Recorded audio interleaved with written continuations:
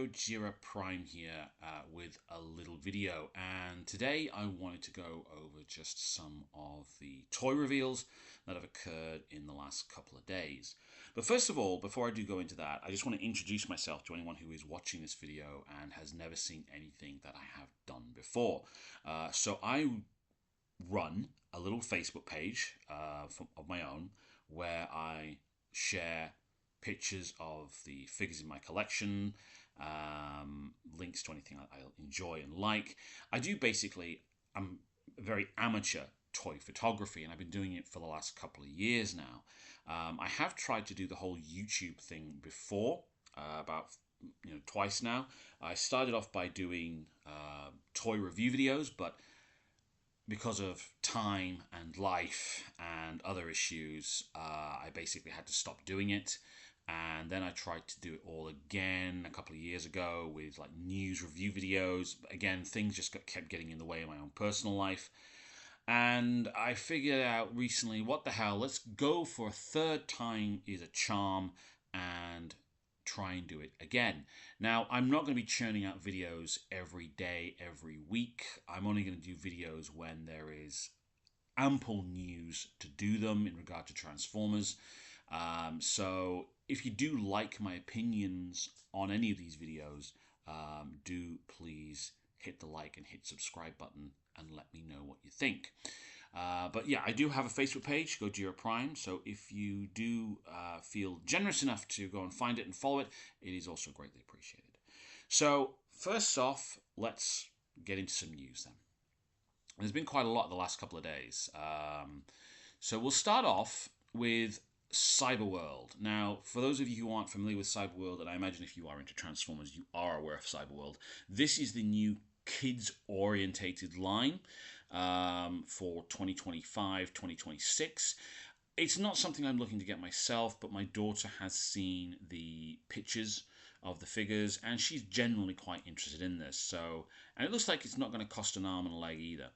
Now, although we're familiar with the first wave, some new information has come through in regard to some new toys for the line. So the first up on the list is the Soundwave Deep Sea Explorer. So obviously that's Soundwave as some sort of submersible, maybe? Makes sense. We have Ultimate Shockwave Dino. Shockwave as a dinosaur, perhaps? It would certainly be different. The character is usually a handheld weapon or a tank. Ultimate Scourge Pirate Ship. Hound Yeti. Hound, as in Jeep Hound turning into a Yeti. Arachnid is making an appearance. Ratchet. We're getting another Megatron, this time as some sort of a drill. Cheetor, Jazz, Lockdown, who's the bounty hunter who was made famous in animated. Some form of multi-pack.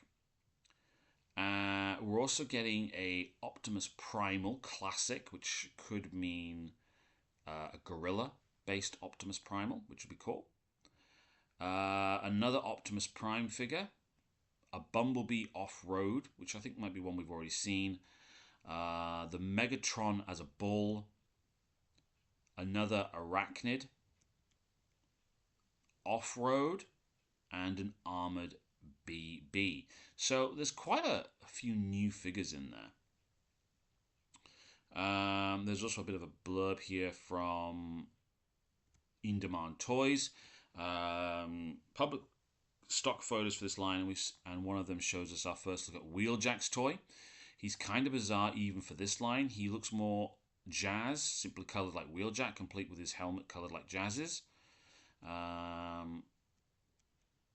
So that would be this car here. I mean, if it wasn't for the colours, yeah, I would assume that would be Jazz. But in this image here, we've got Bumblebee, Optimus Prime, Wheeljack, the big Scorponok playset figure, Starscream, and Elita 1 as the boat. I mean, they look pretty good, actually. For a kids line, they look pretty good, I think. And there you have the figures in their robot modes. I forget what the name of the Insecticon is. Scorponok again. Again, these figures have very limited articulation. I think it's just literally in the arms, but they're kids' toys, so it doesn't really matter. And then we've got some little boy playing with the Scorponok. I mean, that's a sizable chunk of plastic, it has to be said. And there you've got Mega Bull, Megatron, sitting in the chest section. And then again, another shot of Optimus, Bumblebee, and Alita fighting against Scorponok. They actually recently released a trailer for this series, and I think it's out in early July. And there we've got Grimlock. Now, I know that Grimlock has actually now appeared on the Smiths website here in the UK, and he's about £30, which isn't a bad price, I think, at the end of the day. So, looking at Grimlock and Scorponok here, I would say Scorponok's probably, if I remember rightly, going to be somewhere between £60 and £70. And he does have lights and sound features as well, which I think is cool. Some articulation in the head. So here you've got Mega Bull. I think that's meant to be Scourge as... Oh, no, that's meant to be Galvatron, sorry. This thing here with the gun on its top. We've got Snarl, Skybite, Prime, and Bumblebee again with Grimlock there. So it looks like a really good line, if I'm honest. I generally have no complaints about the look of this line. But I will be curious as to what the toys feel like. If I can get a hold of something for my daughter, that'd be nice. But I guess we'll find out pretty soon. Anyway. Then we have the new Age of the Primes box set, which has also been revealed, and some Transformers Devastation toys as well. Now, the Devastation toys are pretty much all repaints and re-releases of previous molds, but we'll run through everything. So the 4-pack, if I'm honest, I am not bowled over by. I have no incentive to get this in any way, shape, or form. It's 2 Autobots, 2 Decepticons, and to be honest, I think animated fans are probably going to be getting this just for one figure in particular, and we can all see which one that is. So we have the Deluxe Classics Optimus Prime figure, which is repainted as Ultra Magnus. We have the SS-86 Bumblebee figure, which is, I think, a slightly darker yellow and black version of Bumblebee with a new head sculpt. And we have Horrible. Again, I think that is a repaint of an existing figure with a new head. I'm not sure which one, though. And then we have Nemesis Prime for Transformers Animated. I think we had a Nemesis Prime in the original line, but I think it was only available in Japan. So not a lot really here for me to talk about. They are just basically repaints at the end of the day. Don't get me wrong, the Nemesis Prime looks actually really, really good. The bumper looks alright as well, but I'm not... This box set is going to cost £90. So I'm not going to pick this up. I mean, if bumper becomes available maybe on eBay separately, for a decent price, I might be tempted to get him. But as it stands, I just have no interest really in getting this. It doesn't appeal to me. Looking at Horrible now, I think that is a repaint and a remold of Skullcruncher. Looking at those legs, that's Skullcruncher. They've just taken the tail off and replaced the head, the crocodile head with a bull's head. Yeah, that's Skullcruncher. Then we have the Transformers Studio Series War for Cybertron Optimus Prime. This is a re-release, I believe. Just in a different box art.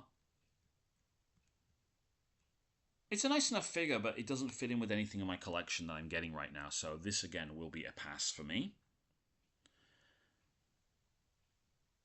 But again, it's a nice enough figure. It's not what I want. And then we've got the Megatron as well. Again, it's a re-release from an earlier figure from the Studio Series line in just new box art. I do like the box art, actually. It's quite nice. But again, it doesn't fit in fit in with anything I'm collecting right now, so I have no interest in getting this figure either. But I will say this, the Fall and War for Cybertron games, oh god, they were fantastic games. They really, brilliant story, brilliant gameplay. It's a shame you can't play them anymore, or download them to get them anymore. They're brilliant, absolutely brilliant games. Then we have Sideswipe. Again, this is for Transformers Devastation. This is again a repaint, I believe, of the either Earth, Rise, or Kingdom mold. So it's just a repaint, another repaint, new box art, a little bit of cell shading. That's it. That's all it is. No interest in getting this one again either. And again, Wheeljack, exactly the same. It's a figure from the Earthrise or Kingdom line, just repainted, new box. That's it.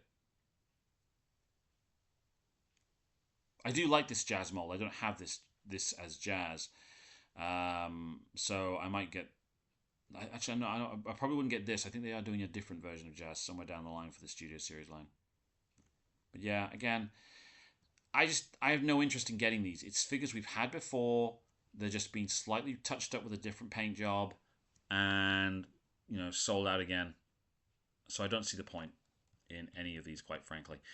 So, the box set will go. That will sell pretty well, I imagine, because there's going to be someone who wants the Ultra Magnus to go with the Optimus Prime. There's going to be someone who wants a Horrible because they will like Horrible. Someone will definitely, a lot of people are going to want this Nemesis Prime.